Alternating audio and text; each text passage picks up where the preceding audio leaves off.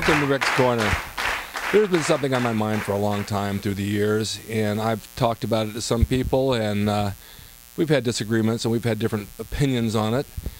Back in the golden era, we didn't have personal trainers. We had maybe one or two. For example, Zabel Koszewski trained Elvis Presley.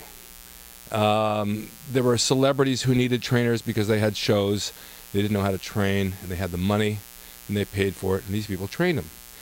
But when you walked into the gym, there weren't personal trainers. They had gym instructors. Now, I worked for a chain of health clubs that was owned originally by Jack LaLanne, and then it was owned by a man named Joe Barata. It was a universal chain of universal health spas, I believe. And I was hired on as an instructor and a manager. Their theory was, you get somebody in, you sell them a membership, they sell the membership to the bank, and the people quit, and they still have to make the payments, which I think was totally wrong. They gave me a card. On the card it had body parts and it had exercises, and they tell me, you give everybody the same card with the same exercise. Well, that's wrong. You don't give everybody the same medicine. You don't give everybody the same workout. People work out for various reasons, and not all of them want to be bodybuilders. Some want to reduce, some want to gain.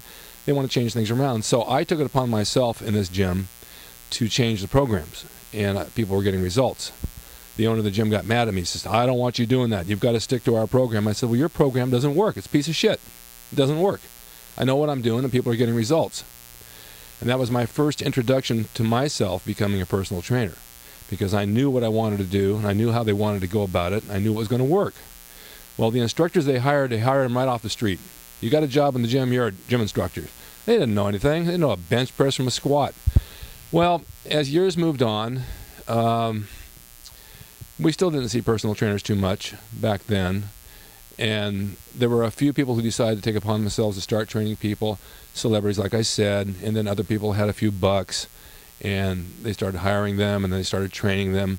And a lot of them that did knew what they were doing. Now, a lot of them today, and no disrespect to you trainers out there, I know there's some good ones. I know some of them are really good, but you also know there's some that are really bad. And they don't know what they're doing. And they take somebody in the gym, and I see them showing these exercises. My God, what are they showing them? They don't know what they're doing. First of all, the thing that gripes me, you don't take dumbbells and do side bends side to side. Anybody who trains knows that your oblique muscle around your waist is a muscle. And when you work it with weight, it's going to get bigger. So when you work that muscle side to side with a heavy dumbbell, you end up getting a wide waistline. It doesn't go down. You can't spot reduce your stomach. It's impossible. My abs grow. I've always had abs. At 200 and at 240 I have abs.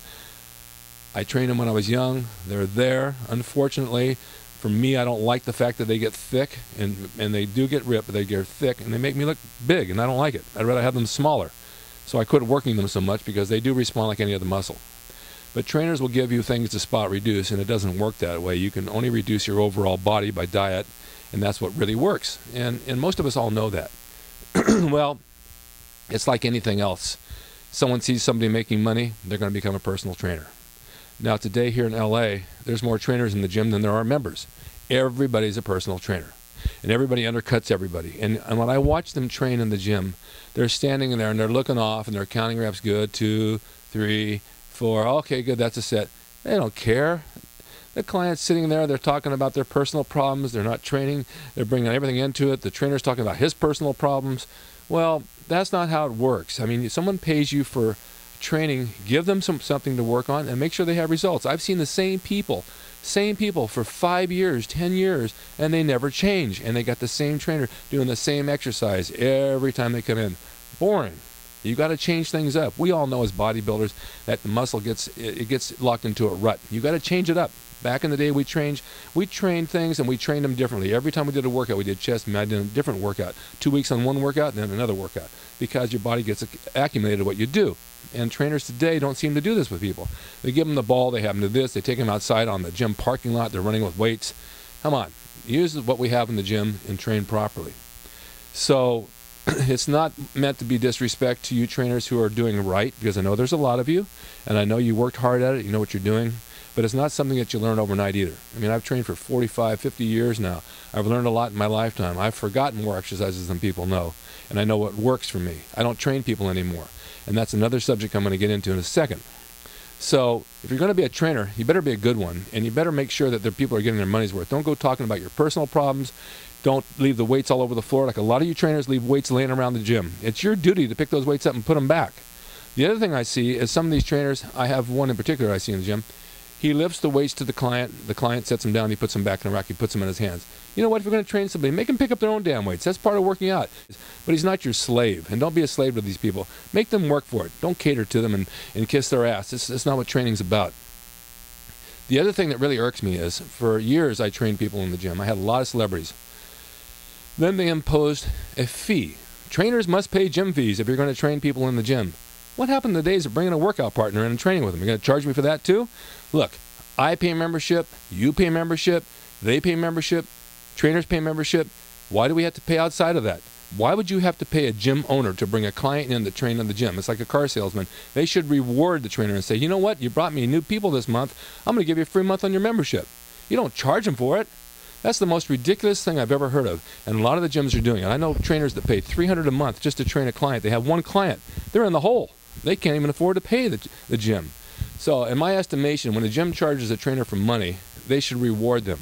These are salespeople. These are people bringing in from the street to your gym to buy your clothing, to buy your supplements, and to pay your gym fees. You should be thankful that they're coming there. You don't charge the trainer for doing that. My God, what an insult to the guy. So these are things I think about, and these are things I'm telling you.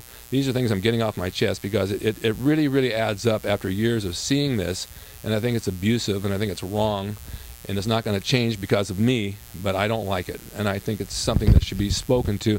I think you trainers should speak up to these gym owners and say, you know what, we'll make a deal with you. We'll bring you 5 new customers a month in the gym. They'll buy membership, and I'll train them, but I want a percentage back for bringing you. It's like I'm Salesforce. You just sold 5 cars, give me my commission. Doesn't that sound better? All right, that's my piece on trainers. I hope that you'll take this into consideration, listen to it, spread the word. Maybe we can change the world a little bit. Who knows? We'll try. But keep on training and stay tuned for the next Rick's Corner. I'll talk about something else.